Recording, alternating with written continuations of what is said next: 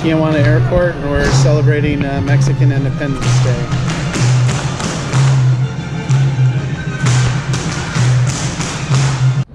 All right, you two fuckers.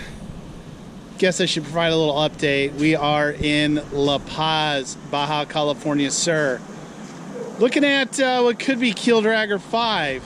I'm not sure yet, but right here next to the Sea of Cortez, looking out on the Malecon. And I've got a little statue here of Jacques Cousteau. So he's overlooking the world's aquarium out here. We've got a little adventure. So this is a 24-hour mission, and we'll see if we're successful or not. Water's super warm and super clear. It's just really pretty stunning out here. It's absolutely beautiful. So it's Friday afternoon, October 18th. Took the day off. Traveled down to La Paz, Mexico. Got the haul out survey scheduled for Valiant 40 tomorrow morning. It's been a little bit of an adventure just getting to this point. So Debbie and I went down to La Paz, I don't know, 3 weeks ago? Feels like it. It's been a few weeks now. Went down, looked at the boat, put in an offer, got to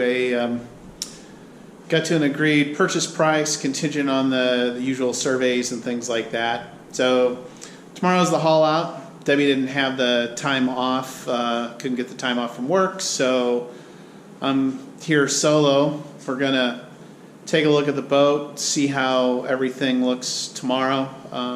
When we went down and looked at the boat was super clean, so I was really kind of surprised. Showed at least as well in the in real life as it did in the pictures. And see, as I've looked at other boats, typically that hasn't been the case. The pictures in the listing look a little bit more like brochure quality, and then you take a look at the boat and it's not even close.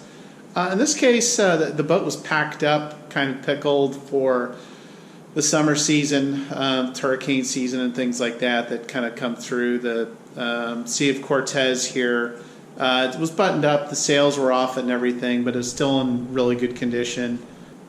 Basically, my biggest concern as we do the survey is the engine, because the plan's going to be is we'll leave it in La Paz for a little while, hopefully get out a couple times on it here in the Sea of Cortez, do a little bit of light anchoring within, I'd say a day's sail here of La Paz, so I want to get out once or twice. And the plan is to bring it north, and we haven't decided yet if we're going to bring it up to the United States, back up to California, or if we're going to bring it up to Ensenada. But the boat's definitely going to come up north, just because I don't think we have we're both going to be weekend warriors for the next short few years. And we're just not going to have the time to really get the full use out of the boat here in the Sea of Cortez, even though we're pretty eager about doing some cruising in the Sea of Cortez and experiencing all of that. So the hard part is getting the boat back up north, because it's a bash into the winds and waves for about 800 miles, 750 miles or something like that. I think the total is maybe 850 miles here from La Paz. So you go south a little bit and then you hook west, go around Cabo, probably stop, reprovision, fuel up in Cabo, then up to Turtle Bay, roughly the halfway point, can pick up fuel and provisions there, and then from Turtle Bay back up to Ensenada. So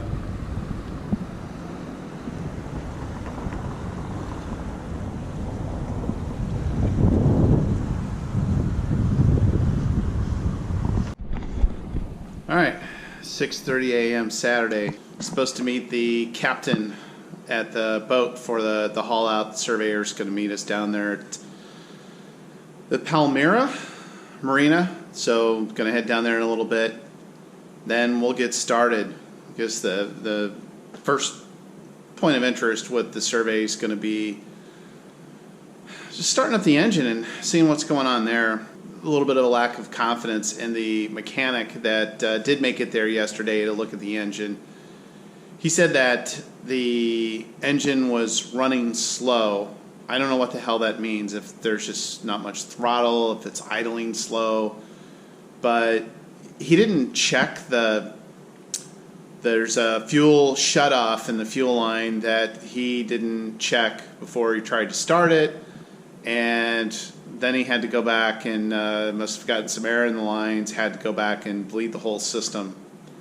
Hopefully there isn't any air in the lines or anything wonky or anything like that. We're going to haul out at Marina Palmar, which I think is a couple miles away, so it might take us 20 minutes, half hour, something like that to get to the marina for the haul out. So get a chance to get the engine at least running and warmed up, and then probably we'll call him when we relaunch after the surveyor checks everything while the boat's out of the water, and I'll get some footage of that. And have the mechanic take another look at it. But, basically we're just, we'll run the engine through its paces. We'll check the temperature with the heat gun and run it up the wide open throttle, look for smoke coming out the back, check it from a cold start this morning and see how it looks. Probably just raise the main and unfurl the head sail and the staysail, go through a tack or two just to check out the running, rigging, and sail condition and everything like that. And then for the rest of the day, we'll be going through all the systems and checking things out.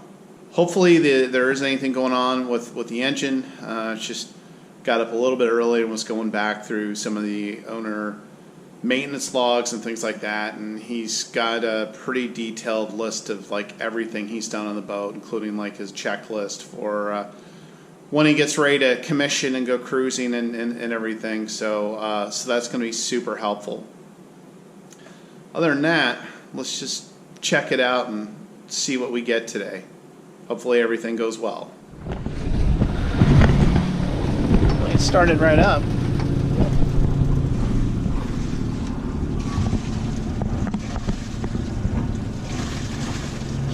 Sounds like pretty good flow coming out. Alright, let's get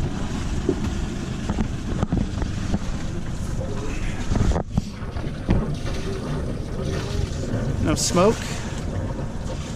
Looks good.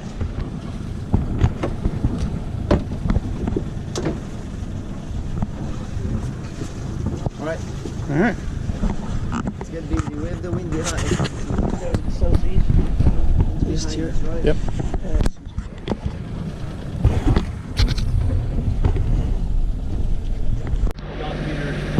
Yeah, well, that shows you speed of it. So if the GPS is not on, it won't show you anything because it's the speed of the ground.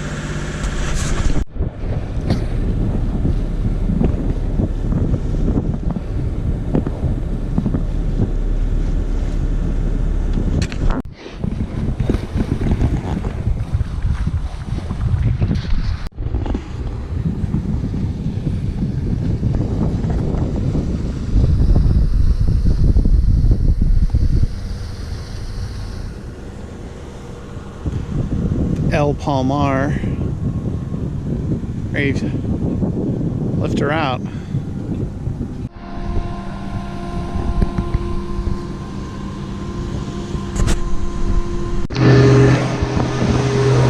Alright, we're getting hauled out.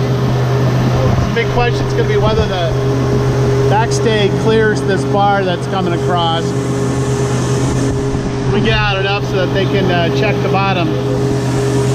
So far the engine sounded great, started right up, but pulling the shutoff did not kill the engine. So we'll have to figure out what's going on there. All right, 11 a.m. Haul out complete, relaunched.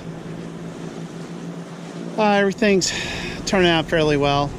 Had to figure out thought the autopilot disengaged lever was the engine stop. The engine stop lever's actually inside of the port lazarette. Had I read the directions a little bit more closely, would have figured that out.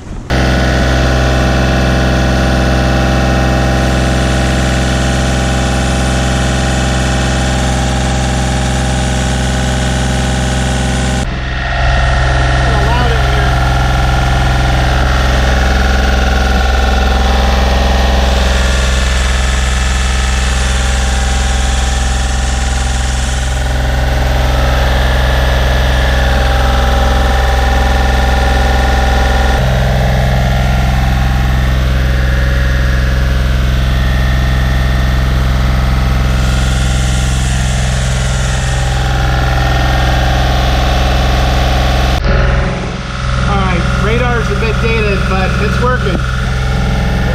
There it is.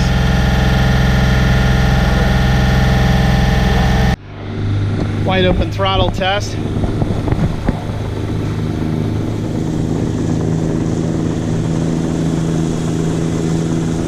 here at 3,000. 3,000? Sounds more, but it showed 3,000. Is that wide? That's why. That's wide, 3,000?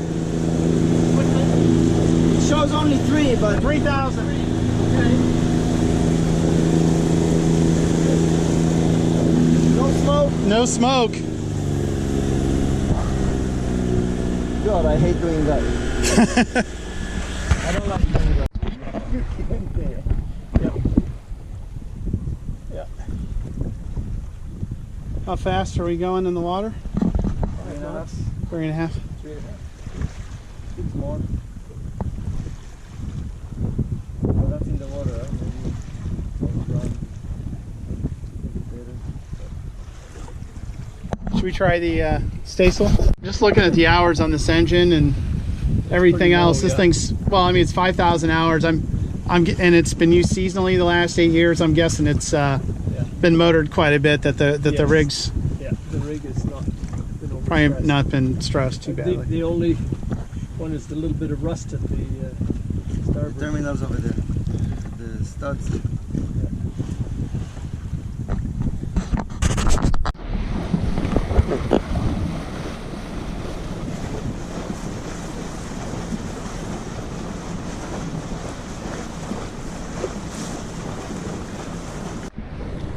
2:30 p.m. Done with the survey. So I didn't see anything major really come out. The engine ran great. Didn't see any engine issues. Started right up from a cold start this morning and fired up again. The only issue we had was knowing where the engine shutoff was when we wanted to shut the engine off, but we figured that out. Autopilot works. The sails look good. They're in good shape. The main's got a Dutchman flaking system on it. The ran the jib and the staysail. The jib's got a little bit more of, I don't know what you call, like a Yankee cut. It's not like a big sweeper Genoa, which I think will work really well with the cutter configuration. We're doing 5 knots, 5.5, and maybe 8-mile-an-hour winds. So enough wind to push us along, but we did okay speed-wise. Ran the engine at wide open throttle, 0 smoke. So that worked out really well. Boat actually was, Valiant 40 is a little more nimble than I expected it to be for its size. The steering's tight. There isn't any slack in it or anything like that. The bottom looked pretty good. It's going to be due for another paint job. It's got an ablative paint job, which is not my favorite, but whatever, that's no big deal. You could see there's a couple of different tones of color, and it's ready. The electronic systems all look like they're working okay. Didn't test everything out, but chart plotters, radar's old. It's pretty dated, but it looks like it works just fine. Did not test the SSB. Didn't test the water maker. Just didn't want to go back and have to deal with that and then repickle it and everything else. So I'll just have to trust that it works fine. The deck is in good condition under the hull. A couple of really tiny blisters, not like the Valiants that were built at Uniflight with the resin blister issues or anything like that, since this Valiant was built in Texas post blister. So the hull and the deck and everything look really good. It's got a max prop on it. The max prop, the surveyor said that should be a little tighter. He was thinking it might be ready to have the bearings replaced or something on it. I didn't see too much play under that, and under motor it was really pretty smooth. So I didn't see any weird vibrations or uneasiness or anything like that when when we went out. The radar's green screen radar. Looks like it works just fine as far as I could tell. I think on the electronics there's I believe there's AIS receiver. Didn't really test all of that out completely. I don't think there's an AIS transmitter. So one of the things I would do for that boat anyways is get another AIS. I'll have to look at the electronics because of the SSB and the Pactor modem. I will need to get like an FCC ship stations license, probably get some kind of a ham radio license. So I'll be looking into that. Then the big question comes, how long are we going to keep it down here in La Paz, Mexico? Well, as you can see out here, it's absolutely beautiful out. And there's a lot of anchorages within a day's sail. I would love to just take time off and just spend a season here, but I think Debbie and I are going to continue to be weekend warriors, at least for the next few years, as long as our beloved baby dog is around. We'll be land-based and working up until that point in time. So I talked to the captain that helped us with the surveyors, with the survey today, is a delivery captain also, and talk to him. I might hire him or someone else, another delivery captain, to help deliver the boat up to Ensenada. So I think I'll take it at least up to Ensenada and then decide whether we want to leave it there long term or bring it back to Southern California. So the plan's going to be come down here, go sailing at least a couple of times, and then for a couple of long weekends, that kind of thing. And then as soon as practical, hire a captain, help bring it up north. And then where possible, I'll see if I can crew and help deliver it for part of the way, or if any friends want to jump in that are dumb enough to join in for some kind of adventure like that. But it's going to be a super interesting journey, because it's going to be going against about 700 miles against wind and waves, the Baja Bash. It's not going to be like super comfortable, and most likely it's going to be in winter, so it's going to be cold and wet. It is what it is, but I think it'd still be a day in the office.